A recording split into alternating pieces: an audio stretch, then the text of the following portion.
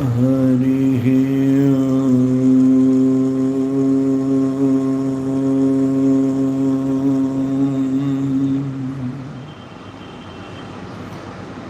शान्तं शाश्वतमप्रमेयमनघं निर्वाण शान्तिप्रदं ब्रह्मा शम्भुफणेन्द्रसेव्यमनिशं वेदान्तवेद्यं विभुं रामाख्यं जगदीश्वरं सुरगुरुं मायामनुष्यं हरिं वन्देऽहं करुणाकरं रघुवरं भूपालचूडामणिं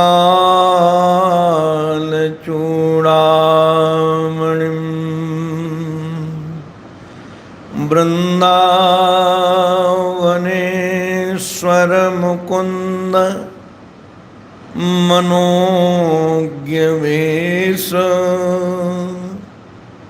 बंसी विभूषितकराम्बुजपद्मनेत्र विश्वेश केशवव्रजोत्सवभक्तिवस्य देवेश पाण्डवपते मम देहि दास्यम् यः स्वानुभावमखिल श्रुतिसारमेकम् अध्यात्मदीपमति तितीरशतां तमोऽन्धम् संसारिणां करुणयाः पुराणगुह्यं तं व्याससूनुमुपयामि गुरुं मुनीनाम्। ॐ नमः श्री परमहंसास्वादित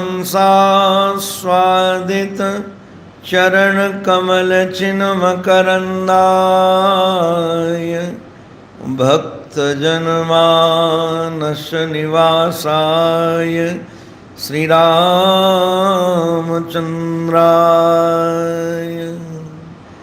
नारायणं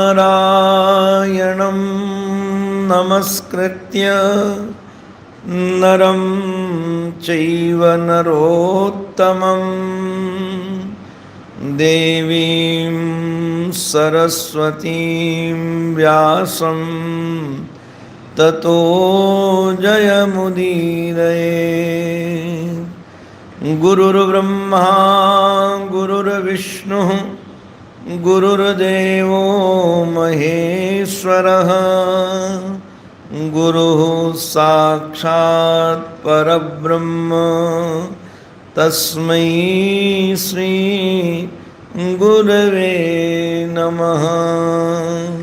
तस्मै श्री गुरवे नमः। श्रीमन्नारायण नारायण नारायण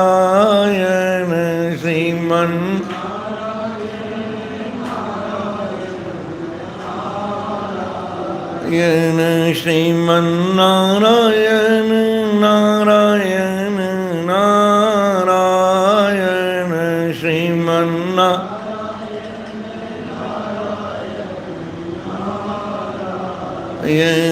लक्ष्मी नारायण नारायण नारायण लक्ष्मी नारायण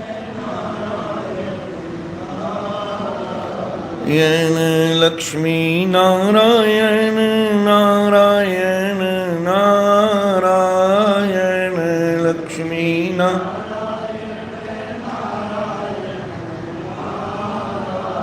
येन श्रीमन्नारायण नारायण नारायण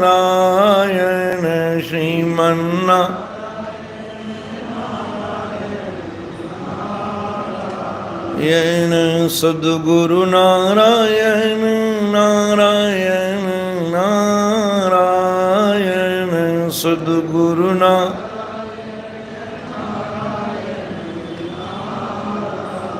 येन सद्गुरु नारायण नारायण नारायण सद्गुरु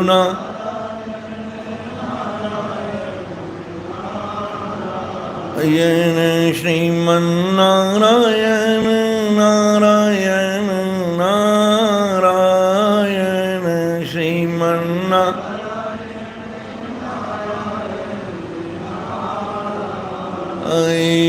बोलो भक्तवत्सल भगवान की, सद्गुरुदेव भगवान की, श्री वृंदावन बिहारी लाल की, श्री भाव भावेश्वर भगवान की। नमः पार्वती पतये हर हर महादेव, हर हर महादेव, हर हर महादेव।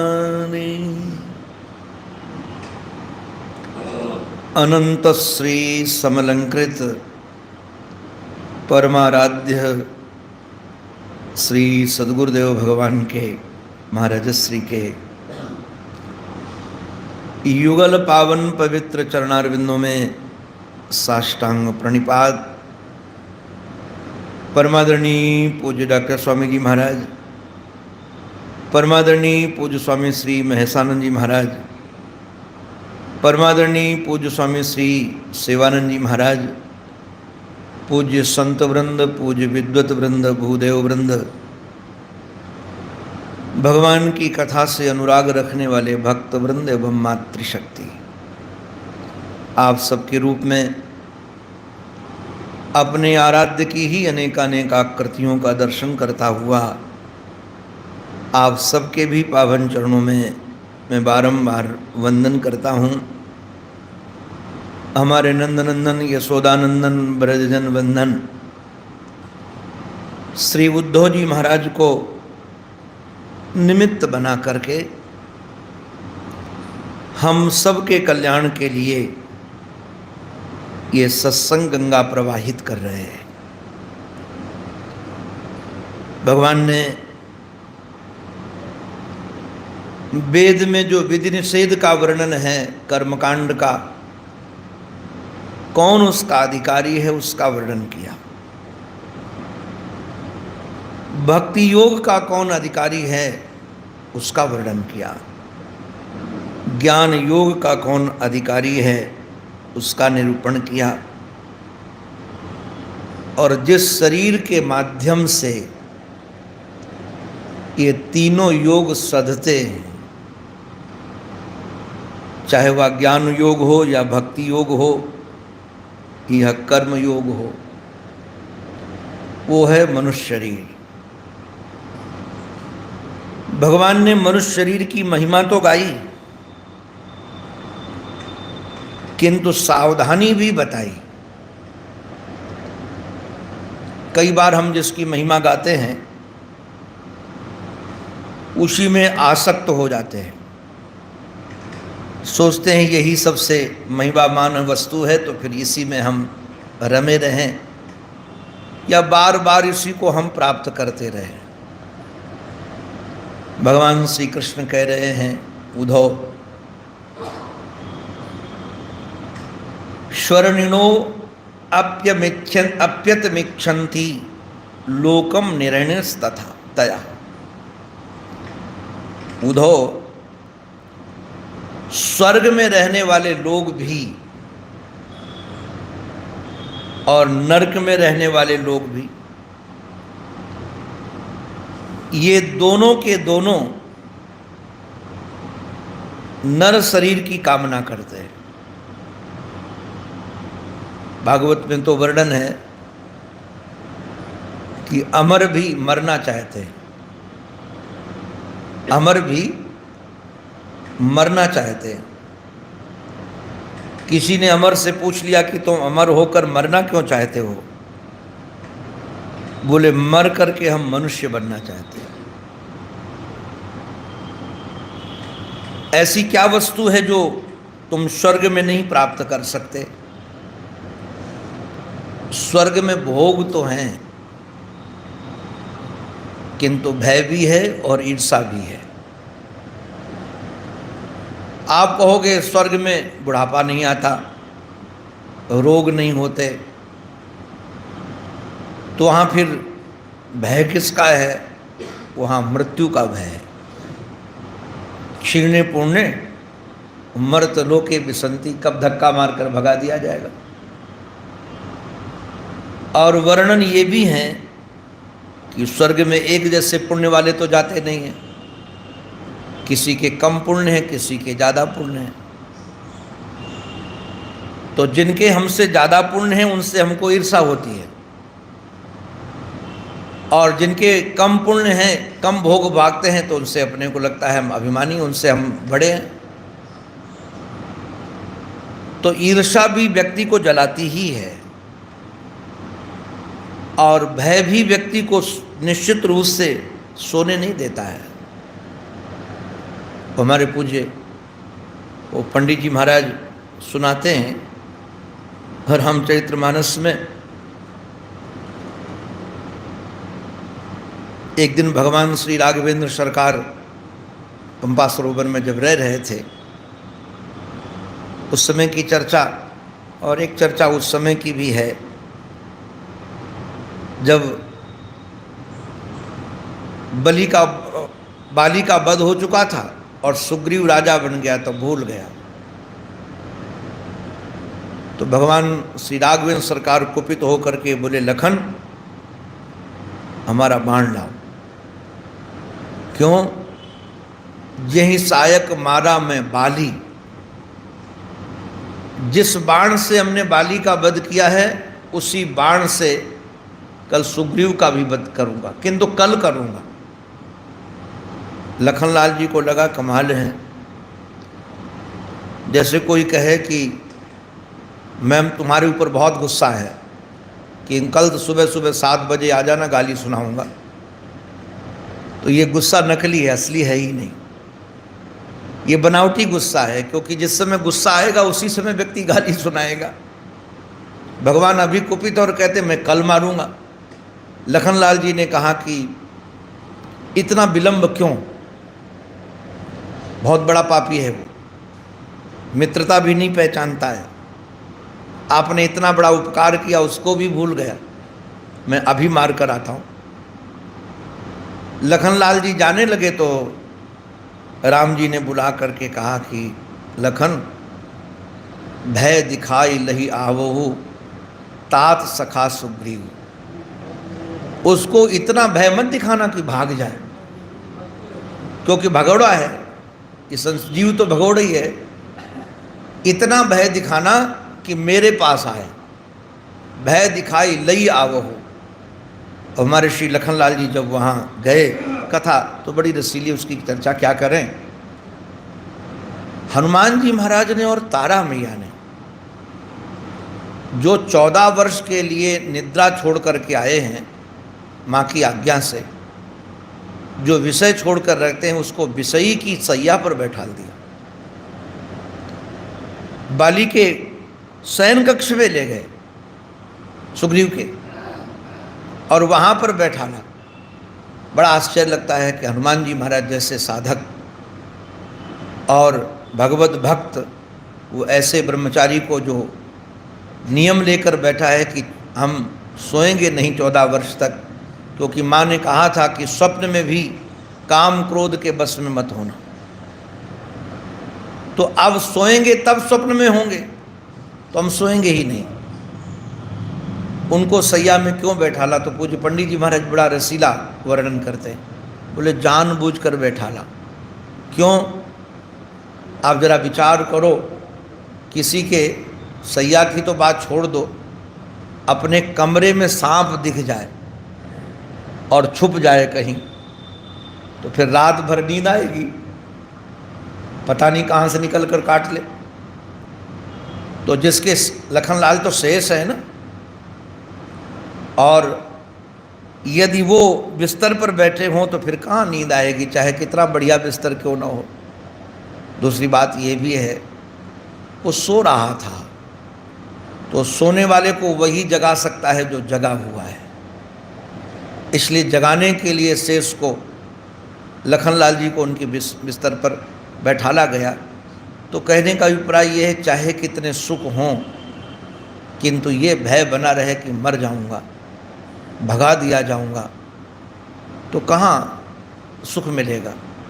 तो स्वर्ग में निश्चित रूप से सुख की सुविधाएं बहुत हैं, बहुत उसका दिव्य वर्णन है। कई आजकल तो संप्रदाय उसी के आधार पर दुनिया पर आतंकवाद फैला रखे कि स्वर्ग में जाओगे तो हूर मिलेंगी, अमुक मिलेंगी, अमुक मिलेंगी। इसलिए आत्महत्या कर लेते हैं, अपने को उड़ा देते हैं केवल उस सुख के लिए। तो स्वर्ग में सुख तो है, किंतु स्वर्ग के लोग भी मर करके मनुष्य बनना चाहते हैं।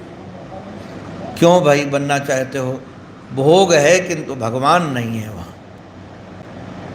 और यहाँ तो नहीं, महर्षि ने एक जगह वर्णन किया है कि जहाँ भोगाधिक्य होता है वहाँ साधन नहीं होता है, भोग होते हैं। और जहाँ कष्ट भी अधिक हो, इसलिए नर्क के लोग भी, निरैनस नर्क के लोग भी क्या चाहते हैं? वो भी मनुष्य बनना चाहते हैं, क्योंकि नर्क शरीर में इतनी पीड़ा है। अच्छा, गजब की बात यह है कि नर्क में जो भोगायतन शरीर दिया जाता है, वो इसलिए दिया जाता है क्योंकि मनुष्य शरीर में इतना सुख या दुख सहने का सामर्थ्य नहीं है। ये सुख भी ज़्यादा नहीं सहन कर सकता, दुख भी ज़्यादा सहन नहीं कर सकता। इसको ज़्यादा दुख दे दिया जाए तो प्राण फड़फड़ा निकल जाएंगे इससे। तो नर्क में जिस प्रकार के दुख का वर्णन है, इस शरीर से सहना तो बहुत कठिन है। हम तो एक दिन विचार कर रहे थे, यहाँ गर्म चलना पड़े फर्श पर तो फड़फड़ा जाते हैं। नर्क में तो वर्णन है कि तांबे का फर्श और बिल्कुल लाल है, उस पर चलाया जाता है। कि दुराचारी व्यक्तियों को, पापियों व्यक्तियों को तो ताम्र की स्त्री बनाकर या पुरुष बनाकर उसमें आलिंगन कराया जाता है। तो ऐसे कष्ट में ये शरीर तो काम देगा नहीं, पूरा हो जाएगा। तो वहाँ दुख बहुत है, और दुख में भगवत प्राप्ति नहीं हो सकती है। वहाँ दुख में तो केवल चिल्लाना ही हो सकता है, कष्ट पाना ही हो सकता है। इसलिए साधकम ज्ञान भक्तिभ्याम उभयम तद असाधकम। ये स्वर्ग नरक में साधन नहीं हो सकता है। वहाँ भक्ति ज्ञान की प्राप्ति नहीं हो सकती है। न भक्ति की प्राप्ति होगी और न ज्ञान की प्राप्ति होगी। साधकम ज्ञान भक्तिभ्याम उभयम, ये दोनों निश्चित रूप से उनको नहीं प्राप्त हो सकते। यही कारण है कि न नरः स्वर्गतिम कांक्षे नारकीम वा। स्वर्ग के लोग भी, नरक के लोग भी मनुष्य की शरीर प्राप्त करना चाहते हैं। तो क्या हम भी मनुष्य शरीर की प्राप्ति की कामना करें कि अभी मिला है फिर मरकर दोबारा मनुष्य बने? भगवान निषेध कर रहे हैं। भगवान का कहना नेमम लोकम न कांक्षेत न इमम लोकम। ये जो मनुष्य लोक है, इसकी प्राप्ति भी मत कामना मत करो कि हम मरने के बाद दोबारा मनुष्य बने। ये भी बुद्धिमानी नहीं है। क्यों बुद्धिमानी नहीं है? मानो तुम अभी प्रार्थना करो और तुमको मनुष्य शरीर मिल जाए, तो क्या जरूरी है कि सत्संग मिले? क्या जरूरी है कि ऐसे परिवार में जन्म मिले जहाँ सत्संग संत आते हों?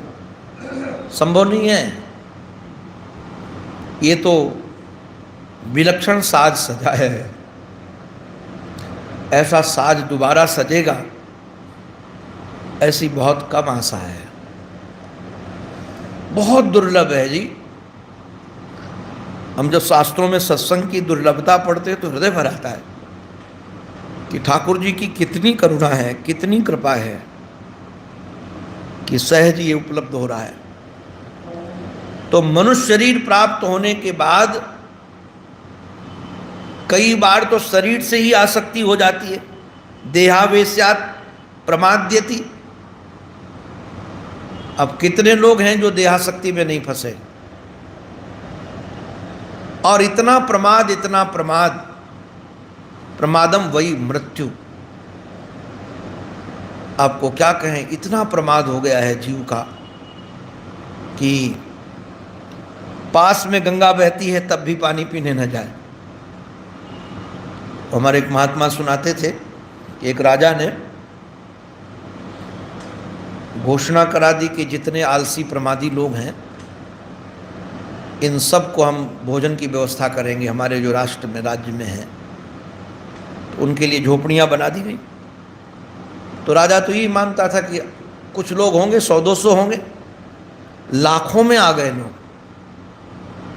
प्रमादी लोग। झोपड़ियाँ भर गई और सबके खाने की व्यवस्था। राजा ने कहा इतने लोग आलसी हमें पता ही नहीं था, इतने लोग प्रमादी हमें पता ही नहीं था कि हमारे राज्य में इतने हैं। तो मंत्री ने कहा राजन ये सब प्रमादी नहीं है, बिल्कुल ये सब बनावटी आ गए हैं। तो कहा कैसे पता चले कि बनावटी? बोले आग लगा दी जाए झोपड़ी में, तो झोपड़ियों में आग लगेगी तो जितने बनावटी होंगे सब भाग जाएंगे, असली रह जाएंगे। तो वहाँ हमारे जो महात्मा सुनाते थे कि जब आग लगी तो सब भागे, किंतु एक प्रमादी ऐसा था, उसने दूसरे प्रमादी को कहा कि यार चिलम में आग लगा देना। अब आलसी लोग यही काम करते हैं। बोले काहे को चिंता करते हो, जलते जलते अभी 8-10 झोपड़ी के बाद आ जाएगी तो यहीं जला लेंगे। इतना प्रमाद कि महाराज आग भी लेने न जा सके। तो हम कई बार देखते हैं कि पास में गंगा सत्संग की बहती है, आश्रमों में ही देख लो कितने लोग आते हैं।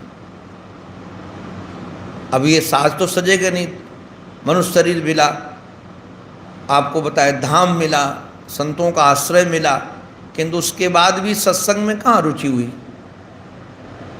होता है रोज रोज का काम है वो तो। कोई संत भी आ जाए, आते रहते हैं संत बहुत सारे, न संतों के प्रति आदर, न सत्संग के प्रति आदर। तो मनुष्य शरीर मिलने के बाद भी मानो आप मनुष्य शरीर की प्राप्ति की कामना भी करो कि ये शरीर पूरा हो जाएगा तो मनुष्य शरीर मिल जाएगा, तो भगवान से कहो कि हमें मनुष्य बना दो, मनुष्य बना दो, तब भी उस शरीर में प्राप्त होने के बाद उसमें आसक्ति नहीं होगी, क्या गारंटी है? और प्रमाद नहीं होगा, इसमें क्या गारंटी है? अब भगवान कह रहे हैं एतद विद्वान पुरा मृत्युर अभवाय घटेत सह अप्रमत्त इदम ज्ञात्वा मर्तमप्यर्थ सिद्धिदम। एतद विद्वान पुरा मृत्युर अभवाय घटेत सह। यद्यपि यह मानव शरीर मृत्युग्रस्त है, ध्यान रखना, ये जो शरीर मिला हुआ है वो एकादश स्कंद में ही प्रारंभ में नवयोगेश्वर संवाद में चर्चा है कि मनुष्य शरीर है दुर्लभ, किंतु इसमें एक दुर्बलता भी है। दुर्लभ है कि जल्दी मिलता नहीं है, किंतु इसमें दुर्बलता क्या है? दुर्बलता ये है कि क्षण क्षण मर रहा है, मृत्यु को प्राप्त हो रहा है। और मुझे तो कई बार भागवत करते करते लगता है कि परीक्षित बहुत भाग्यशाली थे, इतने भाग्यशाली कि उनको पता था कि 7 दिन में हम मरेंगे नहीं, 7 दिन में मृत्यु उनका वर्ण कर नहीं सकती थी, किंतु अपने तो 7 मिनट का भरोसा नहीं है, 7 मिनट का। आज सुबह सुबह एक नवयुवक का फ़ोन आया मेरे पास, हम उठा लिए, जैसे स्नान करने जा रहे थे, तो बोला महाराज पसीना बह रहा है और बहुत घबराहट हो रही है और लगता है कि हम मर जाएंगे। 30 साल का होगा। बस आपके चरणों में प्रार्थना करता हूँ, हमारा शिष्य प्रार्थना करो कि मरने के बाद हमारी दुर्गति न हो। फिर हमने उनको समझाया कि तू घबरा नहीं, भगवान सब कृपा करें, डॉक्टर के पास जाओ। अभी जाकर पता लगाऊंगा कि बचा कि चला गया, क्योंकि शरीर का तो कुछ पता ही नहीं है। आजकल नवयुवक हमारा चलते चलते मर रहे हैं, बुढ़ापा के नहीं कि बुढ़ापा आएगा, चलते चलते। अभी इंदौर में 2 दिन पहले एक रिटायर्ड सैनिक अभिनय कर रहा था कि कैसे वो तिरंगा संभालता है, लाखों लोग बैठ दर्शन कर रहे हैं, और वो गिर गया। और वो गिर गया तो लोग सोचे कि अभिनय कर रहा है और सब लोग ताली बजा रहे हैं। फिर दूसरे सैनिक ने आकर उसका झंडा संभाल लिया। वो शायद उसमें पाठ में रहा होगा कि अभिनय है ये, वो झंडा न गिर पाए तो दूसरे सैनिक ने झंडा संभाला, और झंडा संभाला, जो गिरने वाला था वो तो चले ही गया। बाद में महाराज सब ताली बजाते रहे, सब देख रहे थे वीडियो में, समाचार में देख रहे, ताली बज रही है और सोच रहे लोग अभिनय, वो तो चला ही गया।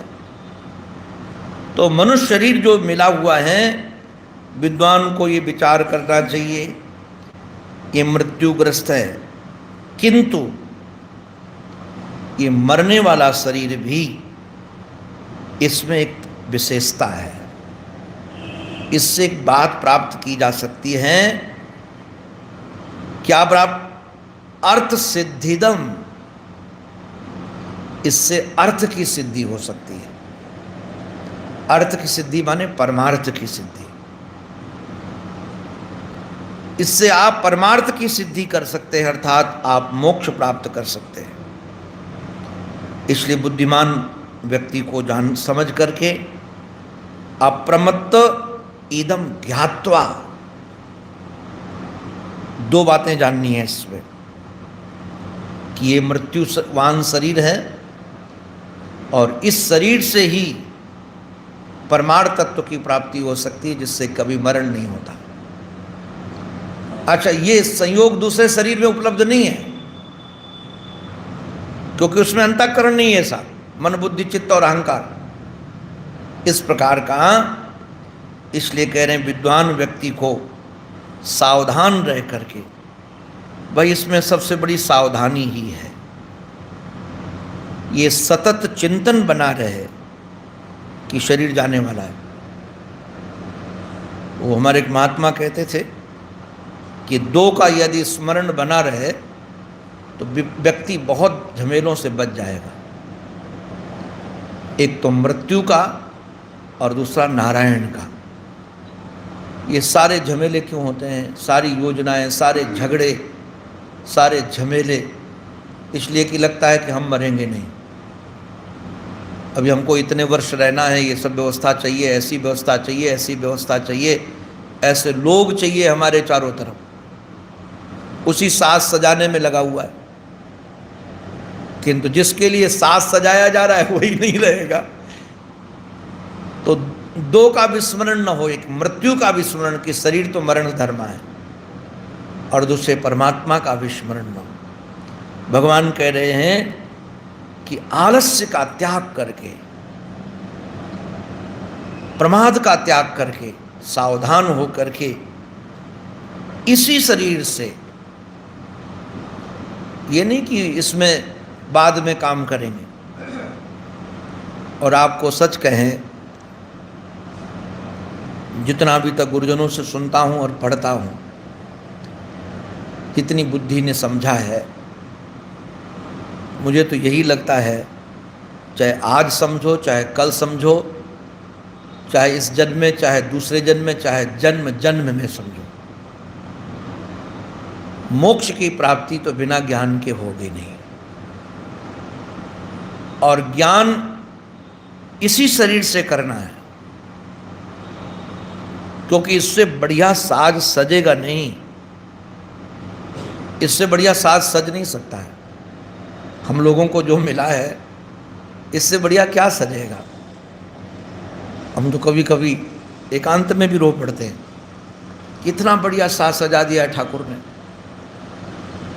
अब बस प्रमादी नहीं बनना है, सावधान होकर के क्या चिंतन कर रहा है भगवान। कितनी बढ़िया बात उदाहरण के युक्त में कह रहे हैं। छिद्यमानम यमई रैते ही कृतनीडम वनस्पतिम खगा खगः स्वकेतमुत्सृज्य हेमं याति हेलंपटः। आहा, लंपटा नहीं अलंपटः। अलंपट कौन है? अलंपटो अनासक्तः। लंपट तो जो आसक्त है उसका नाम लंपट है। विषय लंपट, शब्द का, स्पर्श का, रूप का, रस का, गंध का जो आसक्त है उसका नाम लंपट है। और अलंपट माने ये साधक जिसे विषयों से आसक्ति नहीं है, जो अनासक्त है। इसलिए श्रीधर स्वामी पाद ने इसका अर्थ किया है अलंपटो अनासक्तः। किससे अनासक्तः? यहां जो वर्णन है स्वकेत मुत्सृज्य। स्वकेत शब्द का अर्थ है स्वस्याश्रयम, जो अपना आश्रय है। अब जैसे शरीर ये आत्मा का आश्रय है, शरीर इसमें रह रहा है, उस ये आश्रय है उसका, इसके प्रति भी आसक्ति न हो। कितना बढ़िया उदाहरण दिया भगवान ने।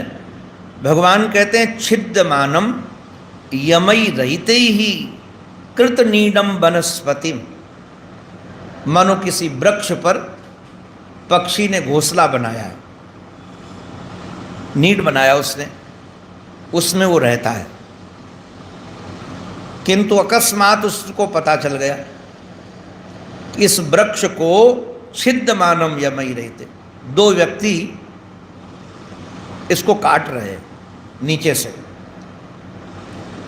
तो यदि वह पक्षी बुद्धिमान होगा तो समझ जाएगा कि अब ये कटने वाला है, यहां से उड़ने में फायदा है।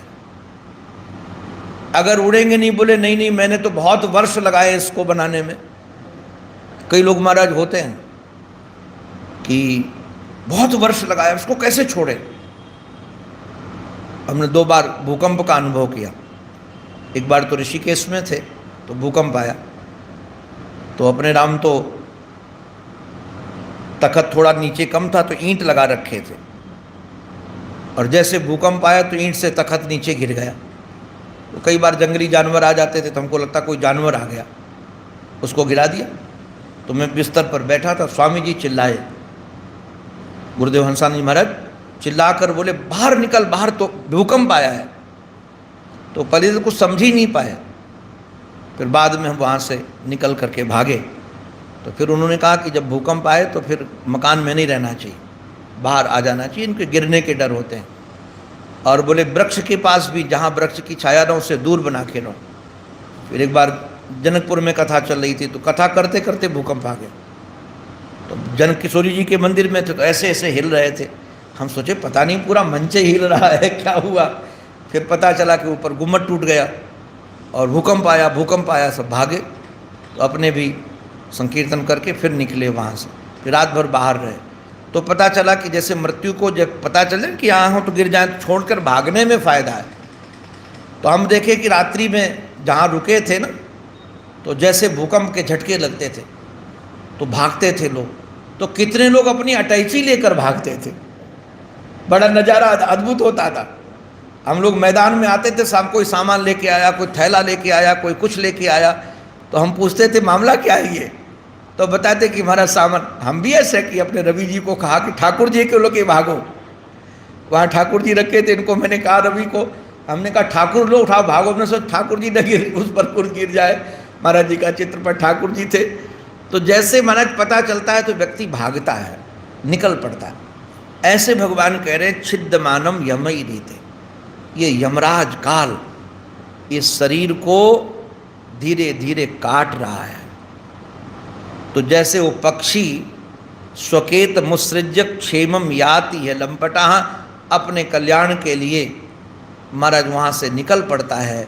ऐसे अपने कल्याण के लिए जब ये पता चले कि शरीर नष्ट होने वाला है, इससे ममता का परित्याग करके इससे जो प्राप्तव्य है, प्राप्तव्य ब्रह्मात्मैक्य बोध ही है,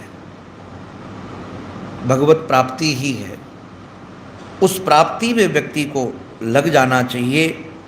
यदि वह नहीं लगता है तो शांति उसको प्राप्त नहीं होती। तो शरीर की अभी दुर्बलता दुर्लभता दोनों का भगवान वर्णन कर रहे हैं। कल इसकी चर्चा हम करेंगे कि शरीर निश्चित रूप से नाव है, ये भवसागर से पार होने के लिए सुदुर्लभ नाव है और अपने को प्राप्त हो गई है, इससे लाभ लेना ही अपना परम कर्तव्य है। कल इस सत्र में चर्चा करके विराम देंगे सत्र को, क्योंकि दक्षिण में भागवत में जाना है अपने को। तो कल महर्षि तो आज ही विराम देना चाहता था, किंतु महर्षि ने कहा कि कल कथा करके ही निकलो। तो स्वामी जी महाराज की करुणा है, वो जानते हैं कि अगर ईश्वरी चिंतन में नहीं लगेगा तो ईंट पत्थर के चक्कर में लगेगा, ये वहाँ देखेगा कहाँ कितना आया है।